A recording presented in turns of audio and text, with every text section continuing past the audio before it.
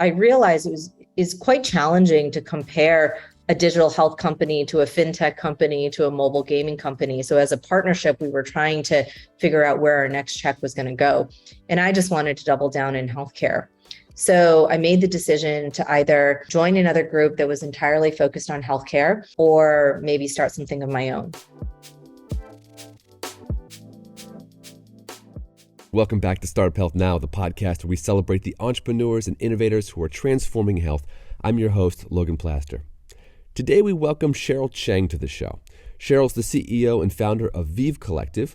Previously, she was a partner at BlueRun Ventures, one of the top VC firms in Silicon Valley. Now at Vive, she's taking her 15 years of experience growing startups and putting it specifically into building, funding, and scaling digital health companies. Cheryl's also an advisor to Stanford's Biodesign program and is on the advisory board for Yale Medical School's Digital Health and Innovation Center. We wanted to have Cheryl on to one of our Fireside Chats to learn about Vive Collective, since it's a relatively new kid on the block, and hear what kinds of opportunities she's seeing in the market. I held this conversation in front of a live virtual audience of founders from the Startup Health portfolio, so you'll get to hear some of their tactical questions for Cheryl mixed in throughout the session.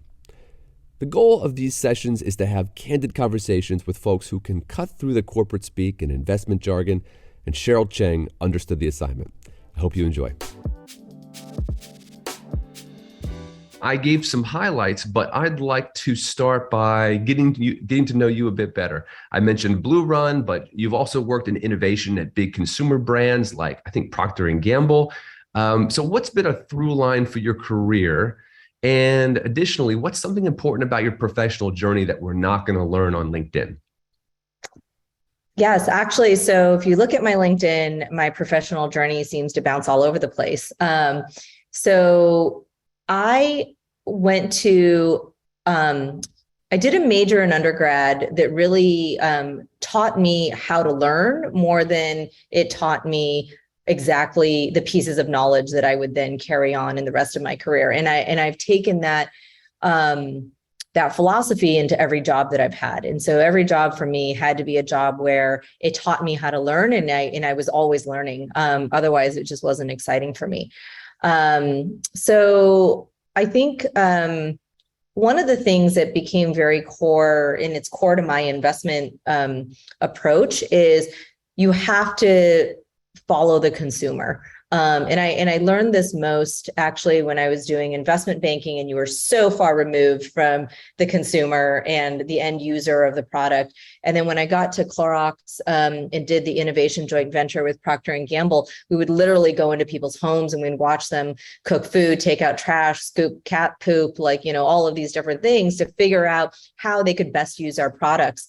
And that's something I brought in with me to all of my venture investing. Even though I don't do CPG investing, I do think a lot in healthcare, given how complex it is. Who are all the stakeholders and have we actually addressed all of them? And at the core of it, it is really the patient. Are we delivering something to the patient that can change their behavior or really addresses all of their needs, and maybe not just the one that we want, sitting in front of them on a small mobile screen. So that's something that I care deeply about, and I push my team to think about when we think about working with with small ideas that we hope to build into big companies one day. I love that experience, by the way, with Procter & Gamble and getting so close to the consumer. And I feel like we could have a whole conversation about how that needs to happen in healthcare with patients and understanding true behavior and not assumed behavior. Well, I remember one of my first in-home visits, we were interviewing moms and everybody wants to talk about how they care about feeding their children healthy food, right? Because no one's going to say, hey, my favorite thing is to give my kid cookies. It's embarrassing. So we spent an hour with this mom before her kids came home from school, and she kept talking about how she makes salads and she cuts fruit and how she wants to keep them fresh in the fridge. Then the kids come tearing through the kitchen, and the first thing the mom does is she's gets up and says, "Excuse me, I got to give my kids a snack." Reaches in the pantry and just starts shoving cookies into these kids' mouths.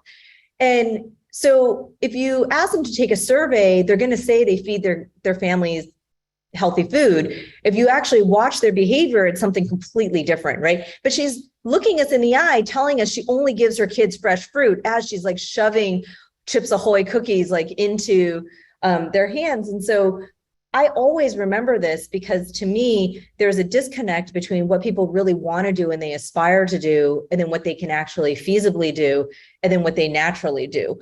And so I think that's very true when we think about healthcare. There's things that we really aspire to want to do at a system level and even at an individual level. And then there's what we really end up being able to do, and to create products and technologies and services that can bridge that and then like generate outcomes, to me is like the real win. So, and it's like intellectually interesting to think about how we can bridge that gap with innovation. You might not have an example, but does anything come to mind where you think in health we have that divide where we are putting our focus on the perceived motivation and need versus how people really act? Absolutely. I mean, so there's two areas, right?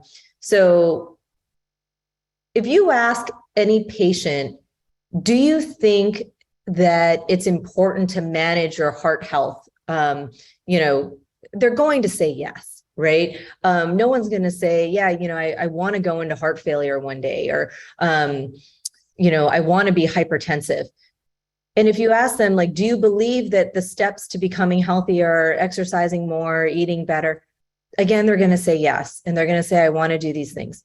Then the reality of what they really do, there's a huge gap. Right. And so in one of the companies I had invested in early in my digital health investing career, we had to demedicalize a medical condition in order to help people change behavior.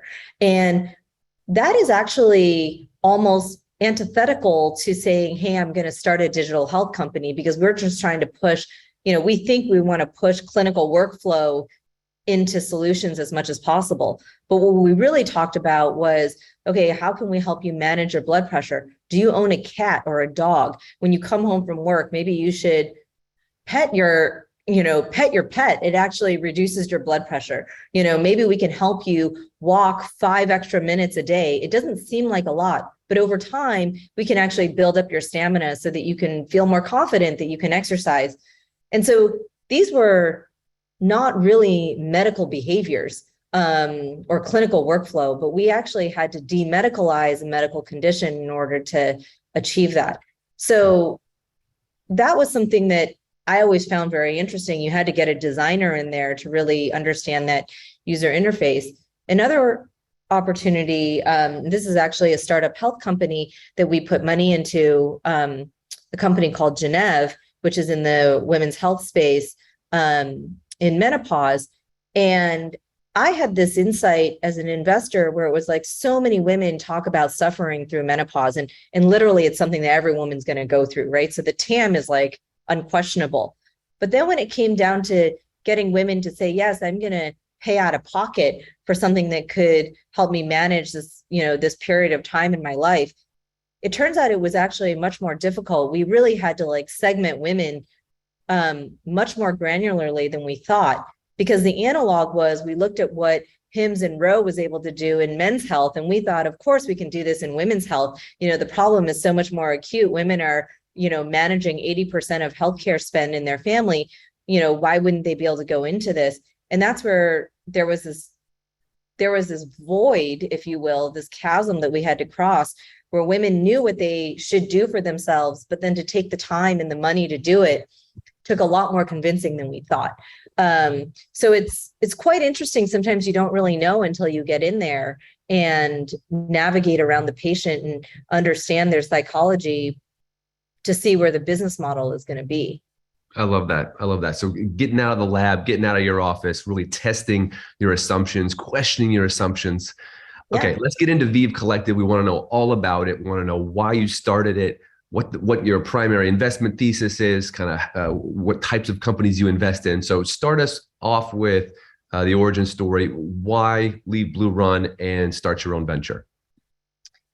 Yeah, so that was like the scariest moment of my career, was to do that. I loved my team at BlueRun. I mean, they were the ones that gave me both the runway, the confidence, the support to like move into an investing role. And so this is, more of a personal journey. When I came to BlueRun, I had a 9-month-old that like hardly slept, ate poorly. I was exhausted.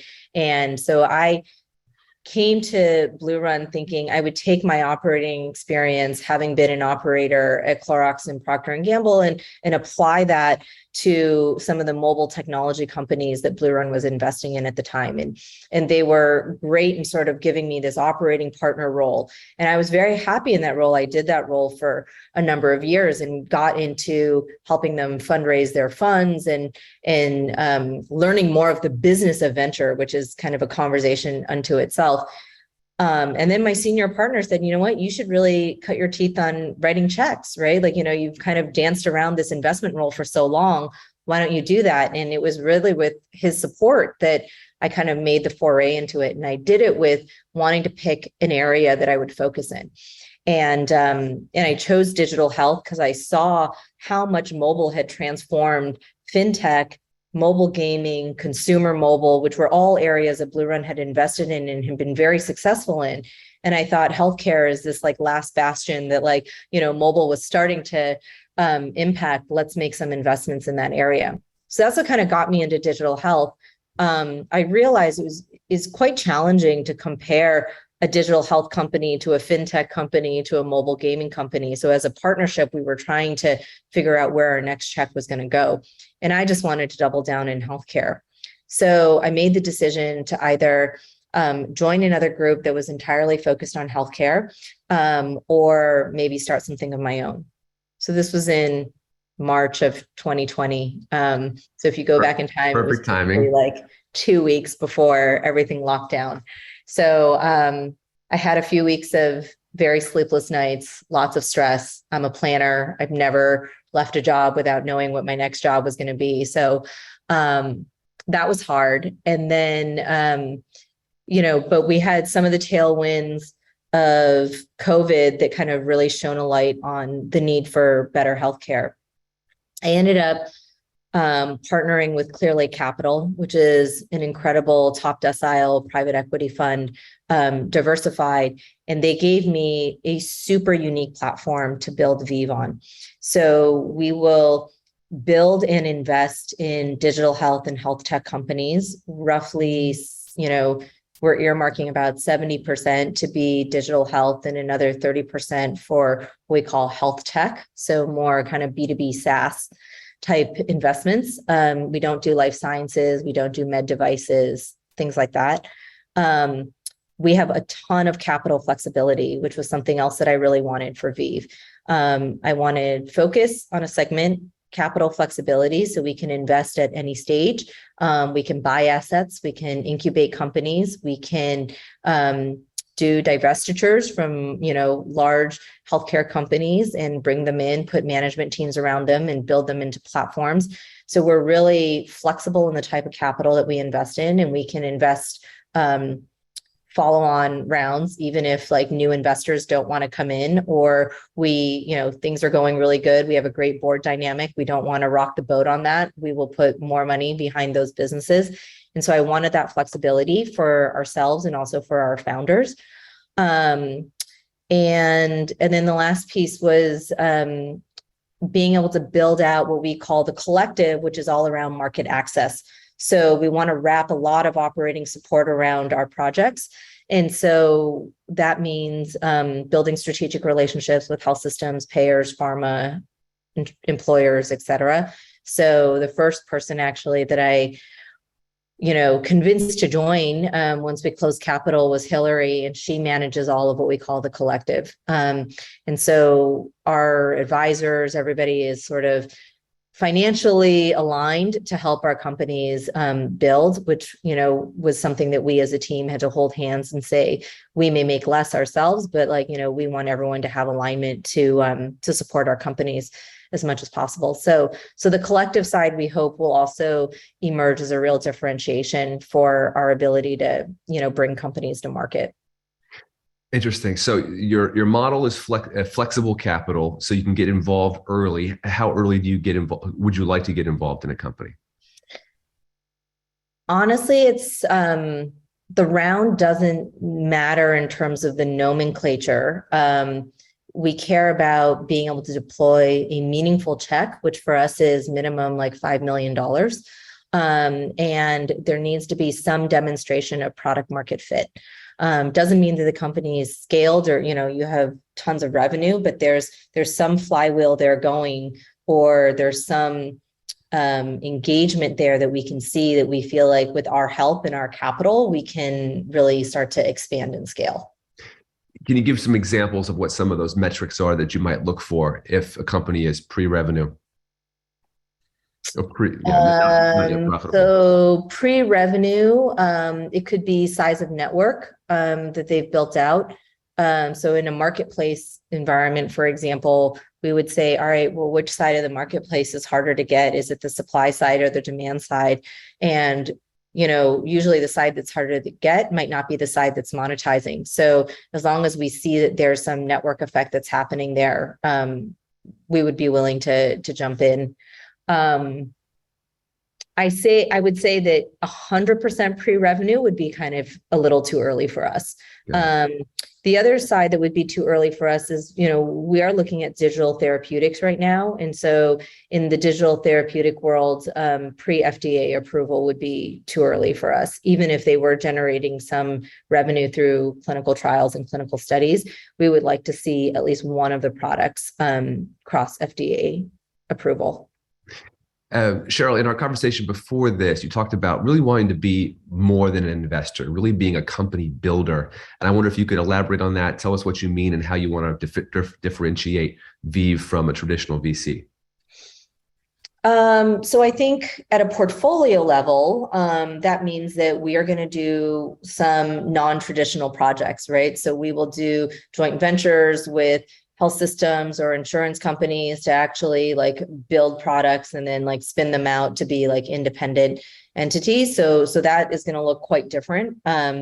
We don't necessarily believe that our insight is better than a founder's insight. So we're not going to be a venture studio per se, but like with a strategic partner that could have a baked in market access point, we would be very interested in doing that. And we also think that there's going to be some interesting divestitures that are going to happen over the next 12 to 18 months. We could talk about the macro environment and why that's going to happen.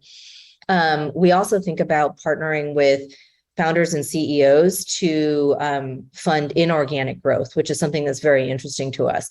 So we're happy to fund core operations and, we'll have operating partner support around that. But then we also would like to think about how can we leverage M&A to buy assets and buy contracts that can actually help accelerate growth. And that will also look a little bit different because we will think about implementing those strategies probably a little earlier in a company's life cycle than maybe most traditional venture would do. Lastly, and I think this is going to be something that we have to prove and we have to earn the ability to say this, but we really do try to do it, is we really try to wrap operating support around our companies. So that means everything from legal, finance, regulatory support down to market access. Who do you really need to know at what time and make sure that's the right time? So while I love my work at Clorox and Procter & Gamble, I used to actually steer startups away from them as much as possible because you will die through the procurement process alone, right? Like signing those MSAs and getting through the security review. Like, do you really need to do that when you're a young startup? Are you better off going to a smaller partner? And I think about that the same way with digital health startups. Like everybody wants, to sign Mount Sinai or, Providence or, these like large health systems and they're fantastic. And I wholeheartedly want, all startups to do that, but that procurement MSA security review process is painful and long. And, you only can live as long as you've got cash. So if you only have like 12 to 18 months of cash, like that might not be the best place to spend your time and your money. So we try to create a collective of maybe what you might call like mid-tier, customers that can be a little bit more nimble so that we can really say like, how do you get that early traction and flywheel to go? So that's where we think about helping build some of that fundamental proof for young projects. Now, later stage things that we do, they're not going to need that. So they do want those intros to Mount Sinai and Mayo and all of those. And we have to be ready to make those introductions as well. Very interesting. You sort of teased the idea of, your thoughts on the macro conditions of the market. I can tell from this conversation and our previous conversation that you're a true industry analyst and you've really gone deep on the data. So where do you feel like we are? How would you describe those conditions and how they affect your strategy right now? So at a macro level, I tell people we're in like we're going to be in a tough time. Like and a lot of people are like, oh yeah, the 08, 09, like financial crisis. And I'm like, no, it's a little bit more like the 2001 to, 2000 to 2002 internet boom bust combined with like the 80s inflation period, right? Because the 07, 09 period, like tech bounced back super fast. Like, it was like if you look at like a recession graph, it was like a boom, boom, right? And so very jarring. That dislocation was hard, but it kind of snapped right back. I think the snap back this time is going to be much choppier and it's going to be much longer. And so companies need to be prepared for that. So at a macro level, I do have concern. I think that, and I know everybody here is not just in Silicon Valley, but I am in Silicon Valley. So I am very concerned about us living in our little bubble here and not feeling the pain that the rest of the country is going to feel. And that, while we all work in healthcare, we're seeing that already in our health systems. And I think that's going to trickle down to a lot of other things. But I also feel that we have to be cognizant of the fact that people's buying power is going to be less, and which is going to affect the way that they prioritize their life. And healthcare is sadly going to be a part of that. And so we have to consider that as we're building products and solutions, because we're going to be in this this very choppy macroeconomic environment for what I think is going to be, the next 18 to 24 months. Yeah.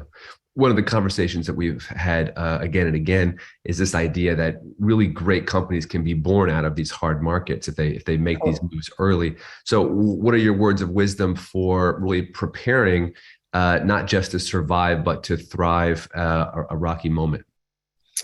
I think you have to build for thriving in a recession. So I was just having coffee with a friend of mine yesterday.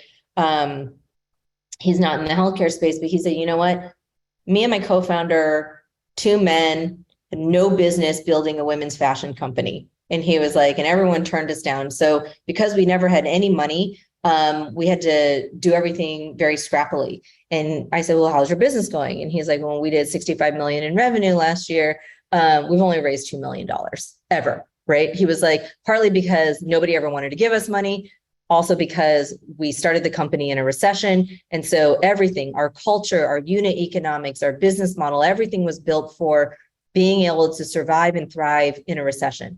And so as terrible and doom and gloom as it sounds, I actually think that this is like the hardiest time to build a company, as an early stage company, because the constraint that you will face will force you to make some tough decisions. And those decisions will harden you against what will be tough times the next 2 years. And you're going to come out of it just being much more battle tested than some of the startups that only raised money during the great times and now have to right size their teams, right size their budgets.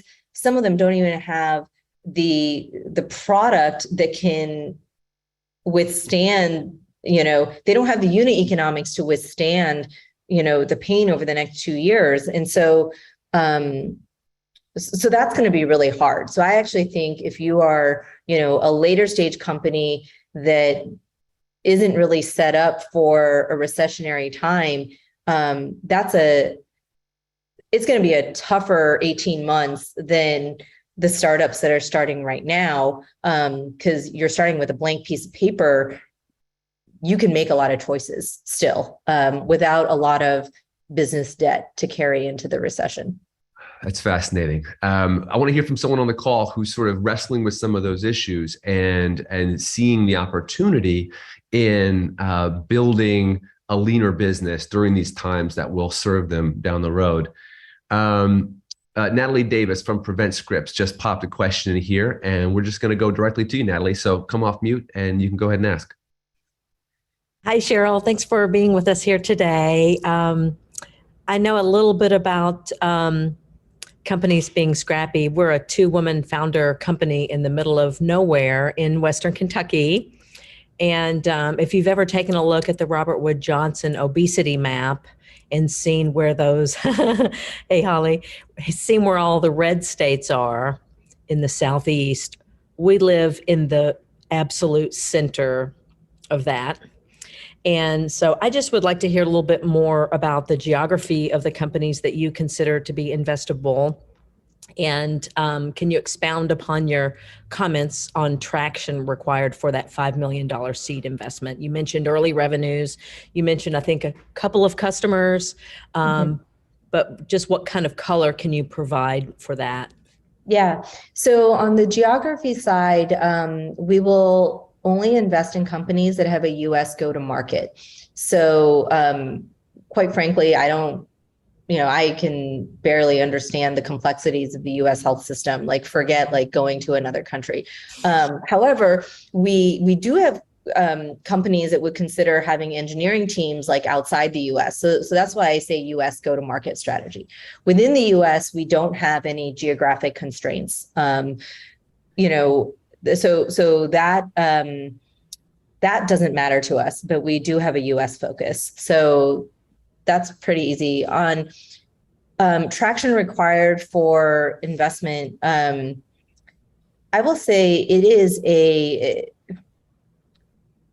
there's no one size fits all. I think of technology-only companies very differently as technology-enabled services companies very differently than services companies. So I don't really, so for example, if you are going to be a services company, like you better show up with some revenue, because there's no reason for you to not have some revenue, right? Because otherwise you are like an idea on a PowerPoint slide. So I put more weight on having revenue, because that revenue is an opportunity for me to understand the unit economics and the margins in the business. And if you don't have anything, like I'm really investing in an idea.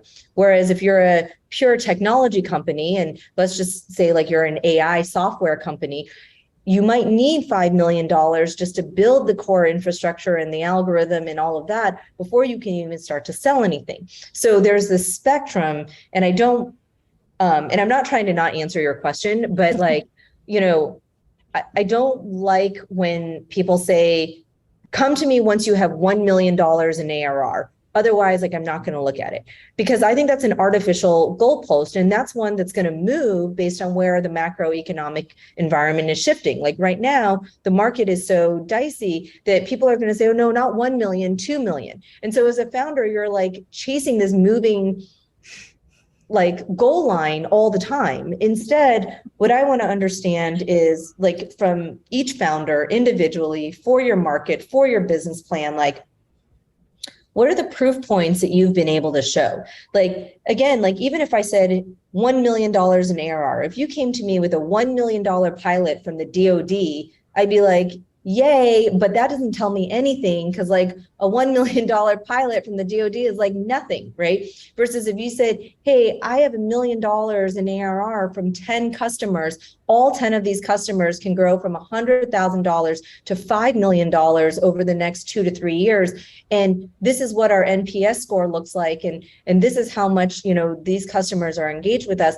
I'm like, okay, wow, that's super interesting, because you have this kernel, right? Like, my old partner at BlueRun was like, you got to look for the kernel that's like showing that while it's not at scale, there's some activity here, like this heartbeat that's just going to get stronger. So I know I'm not really answering your question directly, but like, no, you are. My team to think of it in a very bespoke manner, because if we just do an artificial like $1 million across the board, we're going to miss some great founders and some great opportunities. And we're also going to perhaps talk ourselves into things that we shouldn't have talked ourselves into. So that's great. I'm a little kernel. I like the analogy of the kernel. Yeah. And I can see that kernel, that sort of 10 customer kernel in that growth. We're not there just yet. You'll get there. You will get there. I'm excited to have that in our sights. Awesome. Thanks for the question, Natalie. Yeah, I love that analogy as well. And it's a sort of a way of shaping your narrative, saying, okay, if all I've got right now is a heartbeat for future growth, what is that heartbeat? What is the exciting kernel of potential? Let's go to another question from Brad Helfand from Vive Vitamin. Brad, if you can come off of mute, give us just a couple sentences about what you do and ask your question. Hi, Cheryl. Nice to meet you, and thanks for being here today. My name is Brad. I'm the CEO of a company called Vive Vitamin. We're a personalized vitamin company based in Chicago, started by two female physicians. What we do is we use data to customize all-in-one multivitamin blends, so not pill packs, but like a customized Centrum, for example. And the question that I had is, there's been a lot of chatter recently about D2C being dead. And for us, it's so important to have a direct data-based relationship with the consumer to calibrate their vitamin routine and recalibrate it over time, as well as educate them around their vitamin routine. And so D2C is a very critical channel for us in those direct data-based relationships. What are your thoughts about D2C being dead? Is it dead? Or are we entering a new paradigm of D2C? What are your views? So my views are that there are certain things in healthcare that D2C is going to work well for, and there are certain things that it will not work well for. So I think you have to listen. I'm a classically trained brand person, right? So like, you're never going to get me to say that the relationship with the consumer is not important. It's very important. Now, for a wellness brand, where consumers are used to paying for their wellness products, they find value and trust in having that direct relationship with the brand. D2C can definitely work. And I think it will continue to work. Where I think it gets more challenging is when you get into areas that are delivering clinical healthcare. Americans are not used to paying for it directly, and you can build a D2C brand, but I think what'll end up happening is it'll end up being very concierge, and you won't be able to, you can't do D2C MSK surgery, for example, right? Like, I mean, like, it's not like we have this payer in the middle and people are used to having it. Your business, I think you absolutely can do D2C and it can make sense, but your product is a multivitamin, which people have for years been used to walking down an aisle at like Target or CVS and looking at, the wall of different vitamins and picking one. They're used to having a direct relationship with the brand. That is not going to be true for, a GLP-1 drug that's like coming from pharma. So again, I think there's a model for each, and it depends on where you are in the type of service or healthcare product that you're delivering. I think one of the reasons why people are concerned, investors are concerned around D2C brands, is because there's always this fear of it's a race to the bottom and you're just spending tons of money on cost of acquisition and marketing. And what I would say is that is true. That is true. If you look at any of the major CPG companies and you look at their marketing budgets every single year on what they spend for marketing, it's going to be in the tens of millions of dollars for, a large brand. And you have to be willing to fund that type of operation. But that's where I would argue that a D2C company, like a services company, is going to be very different than an enterprise SaaS company. And the valuation multiples that different types of healthcare companies should command are going to look different. What we saw in the last 2 to 3 years when everybody was like, oh, this is like all digital health, was like everybody applied the same multiple to everything.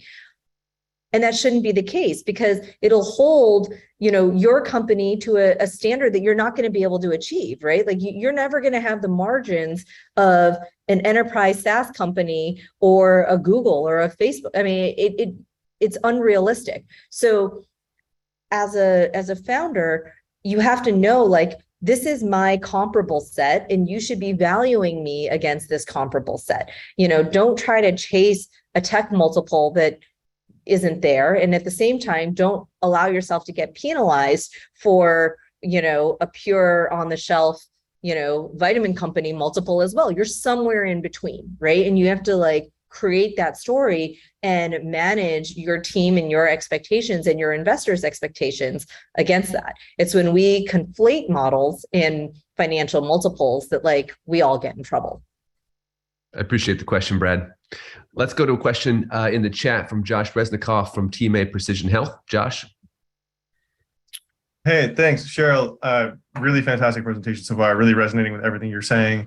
My question is just about two-sided networks. So TMA Precision Health, I'm the CEO and a co-founder. We bring better healthcare to rare disease patients, and in turn, they help us build the world's largest rare disease data marketplace.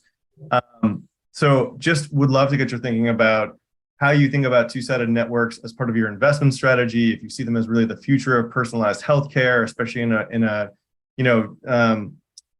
market, down market where people aren't really paying for consumer-based healthcare. But let me just stop there. I love two-sided marketplaces. I hate them as well because they are hard, right? Like they're hard because I think the question is the long-term network effect of a two-sided marketplace is so incredibly compelling, right? Like if you can, effectively build that patient registry, especially in rare disease, right? Like, I mean, how valuable is every single patient? Creating that liquidity in the marketplace and figuring out what that secret sauce is, like, it's hard to do, right? But like, if you can do it, I think that the barriers to entry that you can build, the value that you can create is so compelling. So we have one in our portfolio as well, and it really is about dissecting down like which side of the marketplace is harder to achieve first, like what do you go after, how much money and capital is it going to take for you to get to a level of critical mass where you can start flipping on the other side, and the other side is probably the side that's going to pay you tons of money. And so kind of figuring that out is I mean, again, like this is going to be like really nerdy of me to say it. Like, I love it because I think it's this like very intellectually interesting exercise. I don't know that like founders that I talk to love that I love it for an intellectual exercise. They're just like, you have to stop like nerding out about this stuff. But I do think, I do love them because I love the defensibility of a two-sided marketplace when you're the dominant player. The path to getting to be the dominant player could be storied, and that's part of the meandering road that like they have to take. But I think they're super interesting. Thanks for the question, Josh. Let's go to Shalvonda Haith. She's got a question from BrightPay. Go ahead and come off mute. Hi. So my question is actually, so you mentioned that you would partner with hospitals and payers in order to help support founders and kind of push those initiatives forward. But I'd love to hear a little bit more about how you would in those partnerships think about protecting founders as well and their process of innovation. And then the second part of that is often when we hear about payers and their incubators, they're usually very closed access. So would love to hear about how your approach will be different in those partnerships and actually opening up the space a little bit. Great question. So this is, I wish my partner Hillary was here because she's the one that really kind of manages the collective side of Vive Collective. I think it's going to be, so if you ever meet Hillary, she's like the most relationship driven person you could ever find. And like her brain like operates at like this other level that like I don't even understand, like because she remembers everything. So I think it's about having strong relationships where people will be very open and honest with you about what their priorities are, what their feedback is. And so we try to build relationships across multiple levels in a large organization, right? So yeah, it's great to like know the CEO of like, a health system or whatever, but like that person's actually like pretty far removed from like anything, like, like CEO of a health system is like, shaking hands, kissing babies, like, like doing like all these, like it's hard, right? So like sometimes you actually have to go to like the department chair of radiology and like get to know like that person and like see what like that person wants to buy. Knowing the head of nursing or, like the head of patient services, like, so it's pretty like granular actually. And so what we try to do, and, Hillary really leads the charge on this, is like build relationships across an organization and not just at like the C-suite. It's always helpful to kind of know the C-suite because sometimes that's the last nudge that you need to like get something done or get it done faster. And then we actually protect our founders by keeping them from introductions that they want that won't be useful for them. So like sometimes they'll be like, oh, like here's our wish list of like, 10 introductions that we want. And Hillary will actually go in and be like, you're not ready for that one. You're not ready for that one, because she knows that like, while we can do the intro, and maybe you'll get like 1 or 2 meetings, like nothing's going to happen, like nothing's going to come of it. So instead, we would rather say, okay, tell us why you want to meet these 10 people. We're going to tell you why 4 of these are like DOA, like don't even bother. And then these others, like they're interested, but this is a priority for the next quarter, not this quarter. And then here are actually 5 others that you didn't put on your list, but like based on what you told us what you want, you actually should meet these 5 people instead. So, so we try to be very consultative from that standpoint on both sides. The other thing we really try to do is we try to introduce people to our like what we call like strategic partners that aren't even in our portfolio. So like, there are people who say like, hey, we're really interested in implementing this in our, bedside, like, this, like, if you ever see a device that can do this, like, we'd love to meet with them. Well, we don't love investing in device companies, but we see them all the time. And so there's a couple health systems where like, I will regularly feed them opportunities that we're not going to invest in, we have no financial stake in, but it helps us build trust that like, hey, you're part of our network. We're thinking about you, even if it's not one of our companies. And also for you as a founder, like, even if we say no, it doesn't necessarily mean that we don't think your project or idea shouldn't exist on this earth. It just means that you're not a good fit for us as an investment. They're very different. And I know they don't feel different when you're a founder pitching a bunch of investors, but they are. But if we think that there are people who you should still meet, we'll still make those introductions because it's about the valuable introduction that makes us a partner that people want to come to, whether that's on the strategic side as a payer or as a health system or as a founder in the future. So we really try to do that. And Hillary really drives most of that value. Your question around, protecting or creating openness and inclusivity for some of these incubators. I don't really have an answer to that because we don't really work with the incubation arms too closely from a, bringing things in. We kind of catch them when they come out. Like we want to see like the companies that have gone through those. So I don't really have too much insight into what their selection process is. So unfortunately, I don't know like what could make them more inclusive. We definitely try to build as many contacts at the operations level which is generally outside the incubators or accelerators. So in that sense, we do try to push a range of different innovative ideas, but with the accelerators, we're more on the catching end that comes out, unfortunately. Thanks for the question, Shalvonda. Something I like to dig into on these calls, Cheryl, is uncommon wisdom, non-intuitive wisdom, things that maybe a lot of folks on this call might think are valuable when they come and pitch that you might not value as highly. And I guess this kind of gets into getting really tactical about how to succeed when pitching to someone like you. So what is there anything that you think that founders value too much or more highly than you do when they come and pitch? I think so at the early stage, like the revenue projection line, like, like we always like rebuild the model and like cut that down.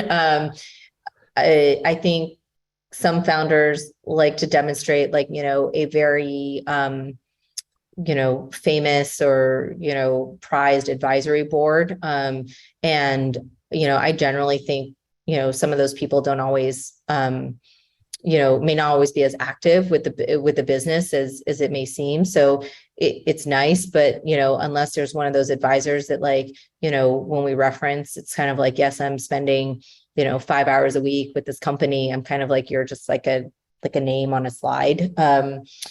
So those are less important to me. I think the things that I love are, you can't really throw a rock without hitting a pretty large space in healthcare. So, identifying that like, there's a lot of patients that don't get access to a rheumatologist, like, that's not really like a earth-shattering insight to me. To me, it's more like, okay, well, what in the clinical flow, or, like, have you identified, either because you have operating experience or, other experience, like, have you identified like the soft underbelly that like is going to give you, small startup with like very limited resources and people, like, an outsized advantage to like, to compete in a particular space. So I'm looking for that insight or that skill that like maybe nobody else has. I also think, and this is actually pretty hard to prove on a slide deck, but like, convincing me that there's long-term IP here, is pretty difficult to do. And I think a lot of people talk about like how they're going to sell data, right? Like when we have like X number of patients, like we can start to like monetize the data. I don't know if I really believe in that. So, I usually just like take that revenue line, like off the like projections, like altogether.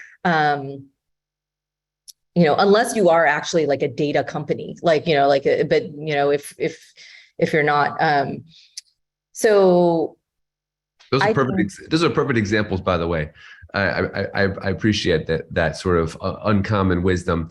What sort of intangibles do you look for in founders? Just totally data aside, when you're assessing a founder, we talk a lot about the mindsets necessary to achieve really massive goals here at Startup Health. So what are some of those that you look for?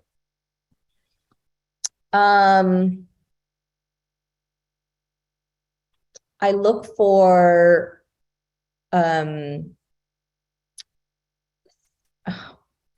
this is like where like English not being my first language is like killing me. Like there's like a word in Chinese and it doesn't really quite translate to like English. So I'm like trying to like figure out the word, but it's kind of like a person's like pull, right? Like, and so, like a founder is like constantly selling like their idea. So like you need to be able to demonstrate that like you can not just sell to customers, but you can attract, like you need to be able to attract the person who would be crazy to leave their job to come join you, right? Like, or like, and that's part of like pitching the investor too. Like, like, oh my gosh, like I have to part with like, $15-20 million of like money, like, like why? And so, I think that that is like a very intangible skill. Like there's no like scale of like 1 to 10. It's like this feeling that like this person's going to be able to recruit amazing people and manage them, right? And those are two different things. Like there are people who are able to recruit and attract like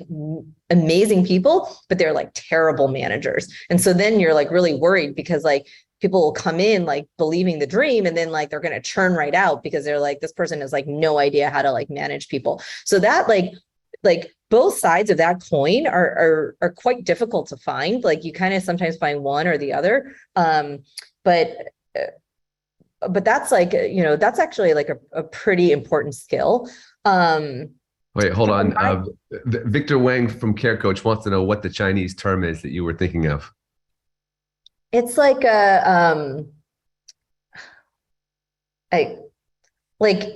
it's it would be kind of like a gravitas, like a I think he means in Chinese. Oh, in Chinese, it'd be like a in Cantonese we call it like pai tao, right? Like it's kind of like you have kind of like a almost like a brand, like a presence, and it might be bigger than like what you really are. So like, you know, we and so founders kind of need to have this like, you know, my mom used to always say like, oh, like, does this person have like pai tao, right? And like, so like they kind of like stand out, and it's like a aura almost, and it's usually kind of connoting more to like luxury, but like, you know, it's more around that. So, Awesome.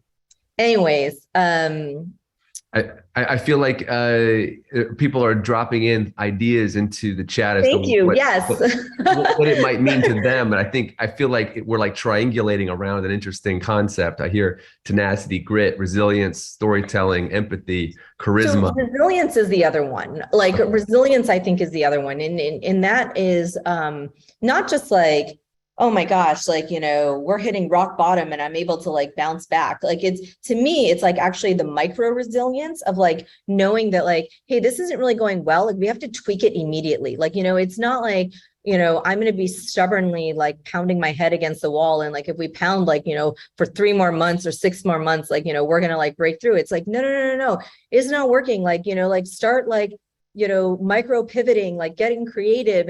And so resilience is usually like tied to like a hardship, and that's really important. But I'd like to not see you hit rock bottom before you demonstrate the resilience, right? Like if there's some way that you could create like flexibility in that along the way, like you're going to save us all a lot of pain.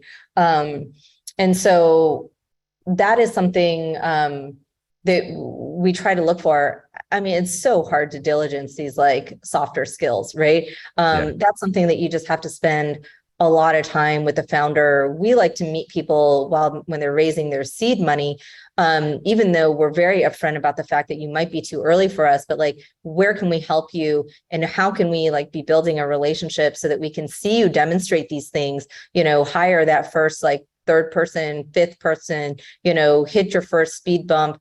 If we can help you get through it, great even. But like, then when the A comes along or the B comes along, like we've more than done our diligence, right? Like we're ready to jump in because we've been able to like see you through this journey. Yeah. So I think that's really important. Yeah, I love that micro resilience idea. So we're almost at the top of the hour. I want to give folks, if you have an insight that you'd like to share back to the group, something you learned that you'd like to reflect in just 30 seconds, you can drop your name into the chat and I'll call on you. But otherwise, Cheryl, I just kind of want to give you the final word to this group and to anybody watching this, kind of your words of wisdom moving forward. I have no wisdom. I mean, I think, you know, I think the most important thing for me is actually, we try to actually not have a lot of wisdom. Like we are very data driven. I am an analyst. Like, you know, I think the best I can do is say like, hey, I've seen this pattern recognition and that's about it, right? Like everything else, like I can't possibly know anybody's business better than, you know, than you guys do. I mean, you're living and breathing it, like, you know, like, I think dropping wisdom would be hubristic. So I try, I don't think so. I think all I can say is, I know it's a scary market. It's going to be a scary market for a while, right? Like, and I appreciate that. But think of it as some of the best companies ever were built during these really hard times. So if you can keep that as any consolation, and this will also be a great time for you to recruit people who truly care about your mission. And so you can build some great company culture during this time. But it's, if we can be supportive at all, and I can put my email here in the chat. So if anybody wants to talk or meet folks from our team, please feel free to send me an email. But I'm sorry, I don't have any real wisdom. Well, Cheryl, by giving that word, you shared your wisdom, which is humility itself, which I think everyone agrees shows you to be wiser than you put on. So, Cheryl, thank you so much for the last hour. I could tell from the chat that everyone felt the way I did, that you had a lot to share with us today. Yes, you are an analyst and you brought information based off of the data you've crunched, but you've also just been in the trenches. You have you've seen what works and what doesn't, and we could really feel that today. So, Cheryl, thanks for taking the time with us. For everyone to change healthcare. So we hope you are all successful, because there are like a million points of failure in our health system. So we need all of it. It is a call to action. Thank you, Cheryl, and thank you everyone for taking part. Great questions. Yes. Thank you. And we will be back with a fireside chat with Troy Bannister from Particle Health, as you see, on October 18th.